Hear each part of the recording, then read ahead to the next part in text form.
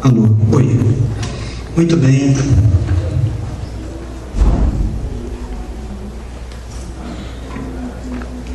Irmãos, é muito bom a gente estar aqui nessa noite. Hoje o Rafael não está aqui com a gente porque está lá em Recife. Foi fazer um culto lá especial hoje. E o Johnny, um irmão nosso lá da Messejana, foi embora para o Recife. Depois a família dele vai, eles vão trabalhar também lá na igreja. E enfim, irmãos, nós estamos aí com esse trabalho de expansão missionária sobre a face da terra, o trabalho que o Senhor nos colocou, o desafio de irmos de Messejana para o mundo. E nós estamos indo. Nós estamos recebendo aqui na conferência missionária em setembro os irmãos de Minas, os irmãos de Recife, não é? Uma caravana que deve chegar aí a 75 ou 80 pessoas, de irmãos que vêm de fora, para a gente fazer a grande conferência missionária da igreja, que a gente faz sempre no mês de setembro, conferência anual, que a gente dá as diretrizes missionárias da igreja. De sorte que é muito bom a gente ter o privilégio de fazer o trabalho de expansão da igreja do Senhor Jesus, de expandir as tendas do reino sobre a face da terra. Eu fico pensando quando vai ser o primeiro dia que nós vamos abrir a congregação no norte do país, por exemplo. Não é? Um dia nós vamos ter que ir para o norte, porque o norte faz parte do mundo. Um dia a gente vai ter que ir para Belém, para o Acre, não é? O Rochinha está estagiando ali em Beberibe, porque um dia ele vai morar em Beberibe, fazer um estágio para depois morar no Acre, né, Rocha? Amém? Ali no Acre é bom. O Acre é tão bom, irmãos, que ninguém escuta nunca nenhuma notícia do Acre, nenhum jornal, não é? Hein, Renato? Vai fazer o estágio de Beberibe, vai pro Acre, né, Renato? O Rocha recebeu aqui a bênção. Aleluia. Mas, irmãos, eu fico pensando também que quando a gente for abrir a igreja fora do país, a primeira, um dia a gente vai chegar lá, irmãos, em nome de Jesus, não é? A gente saiu daquele pequeno grupo de Messejana, fomos para Minas, e já estamos com 3 igrejas em Minas, já estamos com a igreja lá em Jaboatão, estamos com trabalho aqui no colégio, na congregação da Aldeota, e vamos continuar com a graça de Deus, indo onde o Senhor tem nos dado o privilégio de ir levar a semente do Evangelho. Bom, mas aos domingos estamos aqui pregando a palavra do Senhor, e hoje nós vamos continuar aquela sequência da mensagem sobre o filho pródigo. É uma sequência que eu estou fazendo já há algumas semanas, irmãos, e eu não tenho ainda um tema para essa sequência. Eu comecei a pregar e eu não tenho assim um tema. Qual é o tema desse assunto? Não é? Inclusive, se alguém quiser fazer um concurso, e qual vai ser o tema dessas reflexões que nós estamos fazendo sobre o filho pródigo, aí a gente pode depois fazer um concurso aqui de qual vai ser o tema. Mas eu não tenho um tema. Estou pregando, e tem sido uma bênção. Então nós vamos abrir a Bíblia em Lucas, capítulo de número 15, do versículo 11. Hoje nós vamos ler até o versículo 17. Lucas 15, de 11 a 17.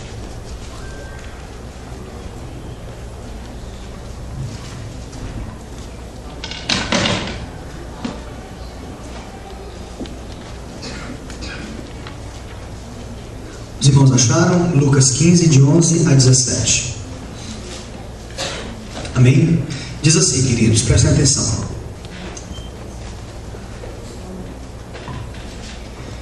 Continuou. Certo homem tinha 2 filhos.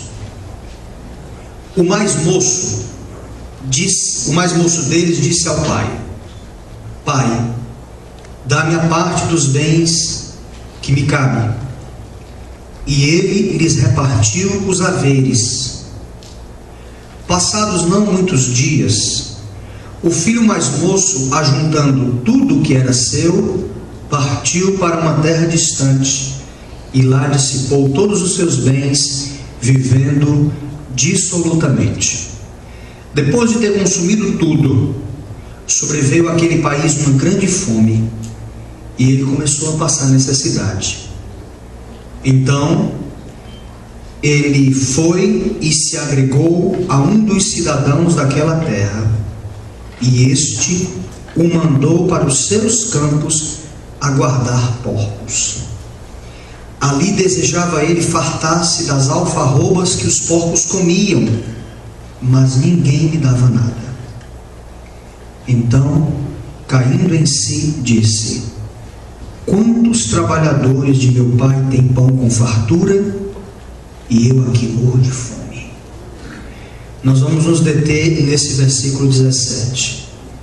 Então, caindo em si, disse: quantos trabalhadores de meu pai têm pão com fartura, e eu aqui morro de fome. Amém. Cada expressão dessa história que Jesus contou, ela inicia e fecha um ciclo maravilhoso. E esse versículo 17 já é um versículo que eu comecei a pensar nele quando eu iniciei a reflexão, lá no versículo de número 11.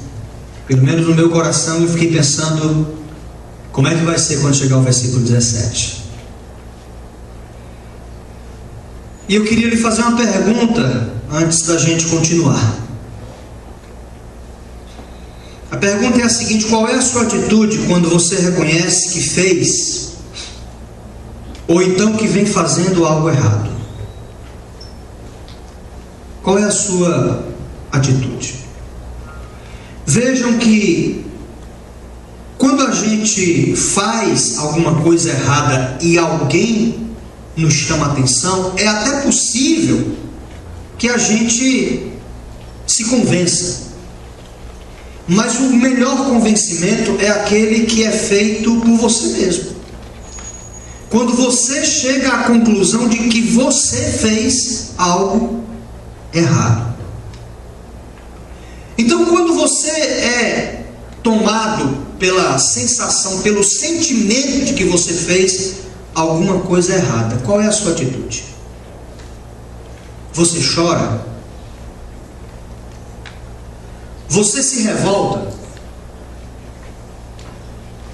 Ou você se anima a recomeçar a partir de onde você percebeu que você errou?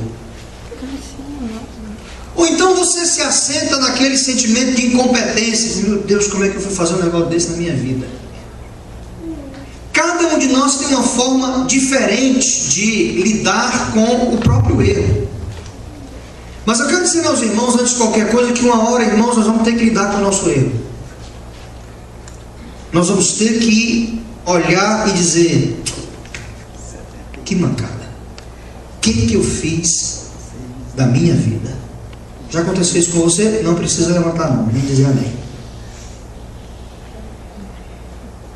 Então, nos capítulos intensos da caminhada do filho pródigo, nós estamos até aqui com um concurso para a gente escolher um nome para o filho pródigo, porque eu fico chamando o rapaz sempre filho pródigo, filho pródigo, filho pródigo, não é? A gente precisa escolher um nome para ele. Eu vou terminar o sermão, a sequência de sermões, os irmãos não vão me dar um nome para esse rapaz. Se fosse uma mulher era mais fácil, eu podia colocar o nome dela de Isopoldo, chamar ela de Poldinho. Mas um homem fica mais difícil. Então, se alguém tiver um nome bem sugestivo para o filho pródigo, pode me dizer que eu vou tratá-lo por esse nome daqui a pouco. Eu não quero ficar tratando o rapaz por filho pródigo o tempo todo, filho pródigo. Mas enfim, nos caminhos intensos, não é? Da caminhada, nos momentos intensos da caminhada do filho pródigo, nós chegamos a esse momento em que, se a gente pudesse colocar a história dele em gráficos, eu diria que neste exato momento, do versículo de número 17, nós estamos aqui alcançando o ponto mais alto do gráfico, pelo menos agora. Esse é o ponto mais alto quando a Bíblia diz que ele cai em si. Ele cai em si, mas é o ponto mais alto do gráfico. Por que eu estou dizendo que é o ponto mais alto, irmãos? Porque é aqui que se inicia o difícil processo, o doloroso processo de regresso. Voltar não é fácil. Reconhecer o fracasso não é fácil. Contemplar a derrota não é uma tarefa que se faça com facilidade.